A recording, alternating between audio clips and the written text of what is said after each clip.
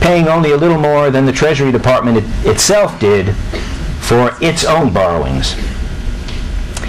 And in addition, their capital requirements, which were set by statute, which were not set by a regulator, they had a very weak regulator, but they had capital requirements that were set by statute by Congress and enabled them to attain leverage of something like 75 to 100 to 1. These advantages enabled them to dominate the mortgage finance market, and by 2003 they were buying about 57% of all mortgages made in the United States. Initially, their mission was simply to maintain a liquid secondary market in mortgages. This meant that they would buy mortgages from banks and lenders so that these lenders could make new loans.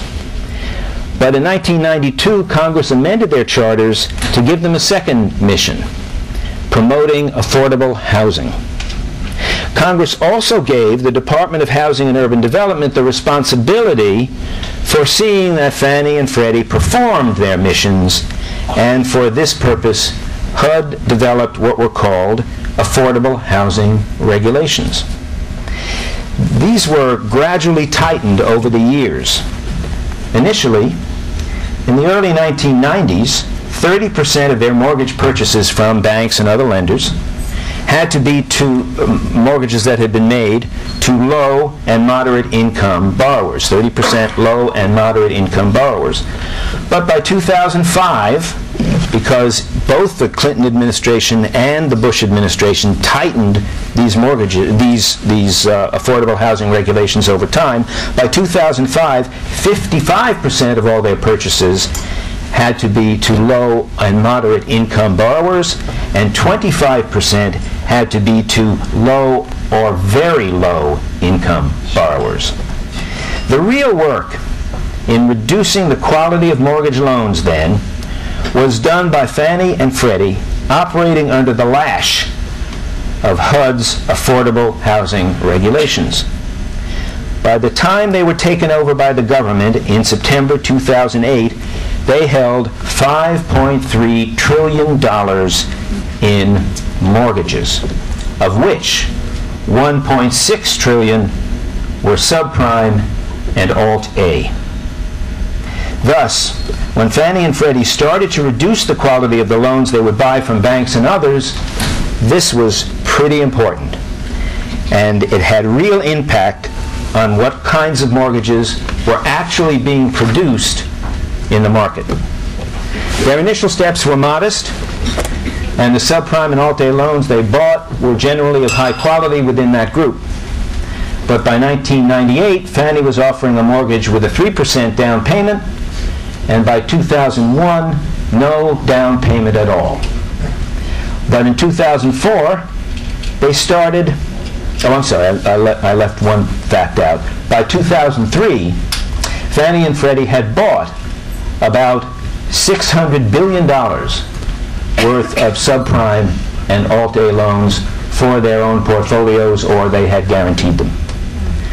In 2004, they started on what can only be called a binge.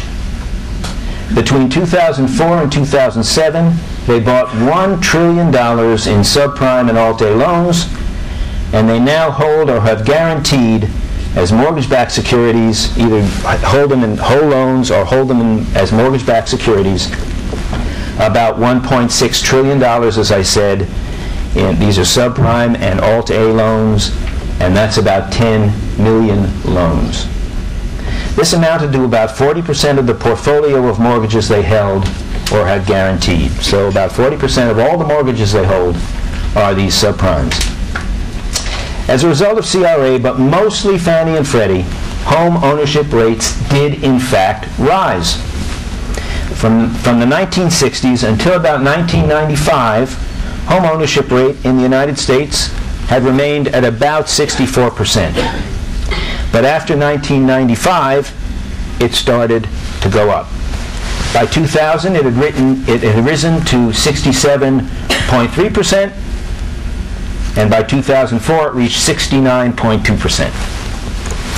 So the policy of increasing home ownership did work. but the unintended consequences were disastrous. Fannie and Freddie's own losses will probably cost the taxpayers about $400 billion, probably somewhat more. But the other costs are worse and include the worldwide financial crisis we are now experiencing. The cost to the U.S. taxpayers should be, I hope it will be, a huge scandal. But the losses that came from the sale throughout the world of mortgage-backed securities not guaranteed by the U.S. government, that is, not bought by Fannie and Freddie, and held or guaranteed by Fannie and Freddie, have been the principal cause of the weakened financial system worldwide. Now, how did this happen? Again, Fannie and Freddie are the heart of the problem. Fannie and Freddie's funding advantages allowed them to drive all other competition to the edges of the market. This meant that banks and investment banks were relegated to two kinds of mortgages. Jumbos, that is, mortgages that were larger than the amount, than the size of the mortgage that Fannie and Freddie were allowed to buy, and that went up year by year according to a formula. But that was known as a jumbo, and the commercial banks and the investment banks could buy and securitize those, and did. That was one kind, and the other kind was just the junk, which until the early 2000s, Fannie and Freddie wouldn't buy.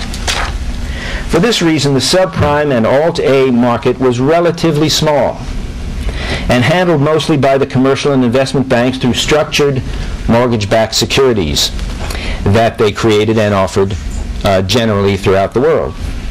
However, in 2003, Fannie and Freddie started buying in large amounts the AAA tranches of these mortgage-backed securities that Wall Street was creating. So Fannie and Freddie were now buying the AAA tranches that these investment banks and ordinary commercial banks were creating. These purchases doubled in 2003 to $82 billion and doubled again in 2004 to $180 billion. In 2004, however, they decided, for reasons that are not clear yet, that they would buy these mortgages directly. Their chairman, Frank Raines for Fannie and Dick Siren for Freddie, went to meetings of mortgage bankers and mortgage brokers, maybe some of you were in the room, and said basically, send us the mortgages of people with blemished credit. We want these people to have a shot at home ownership. When someone with virtually unlimited funds asks for something like this, the result is pretty obvious. And there was a huge frenzy in the market to produce subprime and Alt-A loans. In 2005, Fannie and Freddie started to buy vast quantities of these, and their principal supplier was something called Countrywide Financial, led by the famous Angelo Mozillo, who was an important player in the market. Still, they continued to buy from Wall Street, a total of $609 billion in mortgages that Wall Street created between 2002 and 2007. The Wall Street firms would never have been able to develop such large distribution networks or such large businesses if they hadn't had ready buyers in Fannie and Freddie. The housing bubble continued to inflate, but now it was filling up with subprime and Alt-A mortgages. In 2006, almost half of all mortgages made in the United States were these junk loans. Half were these junk loans. They were either on Fannie or Freddie's balance sheets, or they were on the balance sheets of banks and other financial institutions around the world. And today they are defaulting at unprecedented rates. Estimates run to 8.8 million foreclosures, with the vast majority being subprime and Alt-A. In the end, including the AAA tranches that they bought from Wall Street, Fannie and Freddie bought or guaranteed 54% of all subprime mortgages that were made in the United States between 2005 and 2007, and 60% of all the Alt-A loans. Now, why did they do this? And what was its effect?